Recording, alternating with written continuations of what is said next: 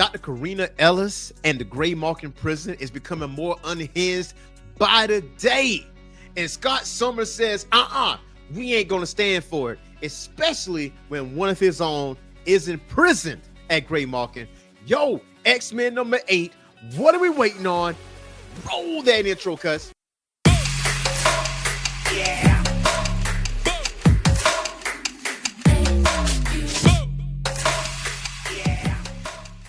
What's going on, Geek Corner members? This is your boy Earth Smack, the Mad Scientist, and this is the Orange Phoenix channel and another episode of Comic Book Declassified, where we talk about the most recent issues in comics, as well as past issues, as well as character bios, if you ask for it. You already know what to do. Do not forget to hit that like and subscribe button and that notification bell. That way you get notified on all of our content, whether it's live or recorded. Now, you already know the raid on Graymalkin Prison. Adjectiveless X-Men and Uncanny X-Men are going to meet head to head, and this is just part 1 of 4. Do not worry about it, because we're going to be covering all 4 parts of this miniseries. All right, now you might want to wait to the end of this video, that way we tell you the next comic we are going to cover, so don't fret. All right, so let's get into some X-Men number 8. So X-Men number 8 is being written by Jed McKay, penciler Ryan Stegman, anchors JP Mayer, Livesay, Ryan Stegman, colorist is Marte Garcia, letterers is VC's Clayton Cowles, with various artists for variant covers. Cover artist is Ryan Stegman, JP Mayer, Marte Garcia, and a special thanks to Gail Simone. So where this takes off is that it starts off with Beast. Now, I just said in the intro video, one of Cyclops' own X-Men, the Alaskan division, adjectiveless X-Men, is captured, and it is Beast. Almost like X-Men the animated series. Like, you remember X-Men the animated series in the first part of the first season of X-Men? Beast was captured. He was in prison. So this is invoking a little bit of nostalgia. This is invoking a little bit of emotion, because everybody loves Beast.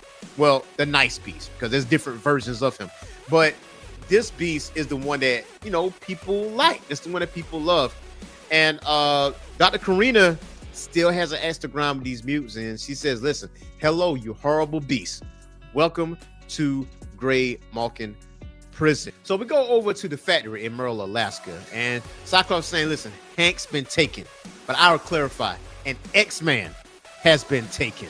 And Psylocke was like, yo, what's the target? What type of time are we on? And Kid Omega basically goes back on short-term memories on what transpired on how Beast was captured. So they developed some type of plan to save Beast out of Graymalkin Prison, because at this point, if you really paid attention with the X-Men that's in Alaska, and especially the X-Men that's in Louisiana, they're not really banging with Graymalkin Prison. They're kind of like out of sight, out of mind, kind of like handling their own, but, you know, they crossed that line. They actually captured one of the people of the team, you know, one of the most notable members of the team, the OG members. And this dialogue between Psylocke and Cyclops is very, very interesting. It says, listen, Hank's in Graymalkin Prison. It's time we broke it. And Psylocke like, do you mean broke in? Cyclops is like, nah, we're gonna break it. And he says like, Quentin, copy paste the battle plan out of my brain into the common knowledge pool and ready to Hellions protocol. X-Men, gear up, real movie. And Psylocke says, listen, slow down, Scott. You're angry. You're going to make a mistake. And he says, Hank McCoy was like my brother. We grew up together, and then he became a monster, and I lost him. But now my brother is back, and I'm not losing him again. And this goes back to what I was saying earlier, that Hank McCoy wasn't always squeaky clean. I mean, he does have his interesting quips, and we know the Beast from X-Men, the animated series, and the older version of X-Men, but Beast has done some diabolical stuff. I mean, a lot of death. And if you really paid attention, as smart as Beast is, he is definitely one of the most dangerous mutants in the X-Men team if you let him loose. So we go to Graymalkin Prison, but not only Beast is captured, but you notice that Jubilee and Calico is captured as well. And this is from the Louisiana X-Men. Now, I haven't covered on the YouTube channel Uncanny X-Men number 6, but if you would like me to cover Uncanny X-Men number 6, go ahead and comment below and I would do just that. But yes, Jubilee and Calico have been captured, and they run across a familiar face, and that familiar face is Beast. Now, Jubilee being a prisoner is not lost on me, as you know, just the same as Hank, because also in X-Men the animated series, Jubilee, Storm, and Gambit was captured in Genosha. So to see this, it's kind of like a callback to all the other things that we have seen in the past, but this is a little bit more grittier, and you're going to see exactly what I'm talking about.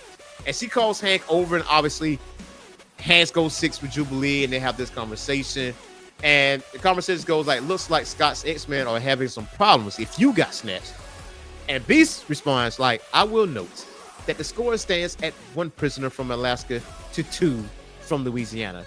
And Jubilee responds, Calico only counts as half because she's, I don't know, that's kind of weird, you know, like half human, half mutant, but she becomes a mutant when she has Ember. But, you know, that is neither here or there.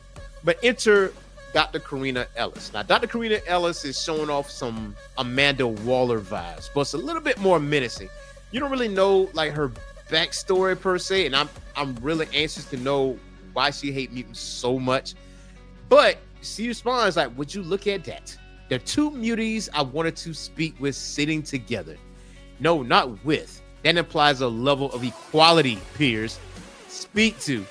Wow, like she really hate mutants. Like, this is crazy. So she actually have a conversation with Calico, and she says, your family, your wealthy, politically connected family has gotten in touch. Imagine my surprise when they tell me that you are not a mutant after all. You can leave as well, given that your family will be making a sizable donation to Graymalkin for all the trouble. We may even name a wing after you. All you have to do is sign this affidavit. And listen, Calico was like, I ain't signing that. And Karina was like, yo, what are you doing? He's like, look, I'm eating mutant food with other mutants because my name is Calico of the Louisiana X-Men, and I'm a mutant. Now, I would tell you, man, look, Calico has some noticeable lines in X-Men, and when we cover Uncanny X-Men, you'll see exactly what we're talking about. And listen, Karina ain't having none of that. She said, listen, the mutant raised a hand after hands was called, and the guard proceeded to try to beat Calico until Beast intervenes. And that's where things get a little crazy, because this man gets beaten to a pup like through batons in front of Calico, in front of Jubilee, and Ellis is as calm as a cucumber. And she said, look, but if I have to give them a discount for damaged goods, so be it. And like, this is going on. In the midst of this, the adjectiveless X-Men, the Alaskans group, pulls up on Graymalkin prison, ready to roll. Now, Cyclops says magic, our reinforcements. She says en route, parameters. And he's like, what kind of parameters? She responds, murder parameters. And Cyclops like, listen, negative. Hurt them, punish them, but do not kill. They're going to come for us for what we're doing today. Stacking bodies on top of what will only make what's to come harder. And Magic was like, hey, you used to be fun. And he is, please, I was never fun. Look, Cyclops get a bad rap with being the Boy Scout, but I mean, Cyclops is like one of the best leaders in Marvel, not just X-Men, but in Marvel in general. So for people to follow him, it's testament to his character. And mind you, Karina is still unfazed by this attack. It's like she is unmoved by this. She's like, the X-Men. Yes, Warden. They're taking out the primary generators, but the auxiliaries will power on momentarily. She says, I'm headed to the control center. Someone get Trask on comms and have him send a cohort of his Wolfpack Sentinels to the main prison level. Like, Warden, should we put these mutants back and come with you? And she responds, did I tell you to stop beating that mutie? And they still continue to beat Beast while Graymalkin prison is getting attacked. And she says the X-Men didn't just come to trench our yard. We'll have visitors shortly. Now, when it comes down to it, it's a full-blown assault with Cyclops and the X-Men team. They are taking out the guards. No issues until Blob pulls up and attacks Cyclops. And Cyclops is like, listen, I'm gonna hit you with this out the blast. Blob's like, listen, you can't hurt me, bro. And Magic was like, listen, I can. And then you see this mysterious hand. And this hand, it says, typical. Y'all finally decide to quit dragging your feet and come out dancing. And right away, you go stepping on our toes. And it is Rogue and the Uncanny X-Men from the Louisiana group. All to be continued in X-Men number 7. Listen, man, I cannot wait to see what happens because things is a little iffy, edgy, if you will, between Cyclops and Rogue. But we're going to jump into X-Men number 7 because that is the next comic we are going to cover. Part 2 of Raid on Graymalkin Prison. You already know what to do. Hit that like and subscribe button and that notification bell. And yes, I have skipped some key parts in this issue because I want you guys to go out to your nearest comic book store and support the comic book stores and get you a physical copy of X-Men number 8. And if it is so happen to be sold out, go on your Kindle app, get Comixology, and get you some X-Men number 8. So until next time, y'all.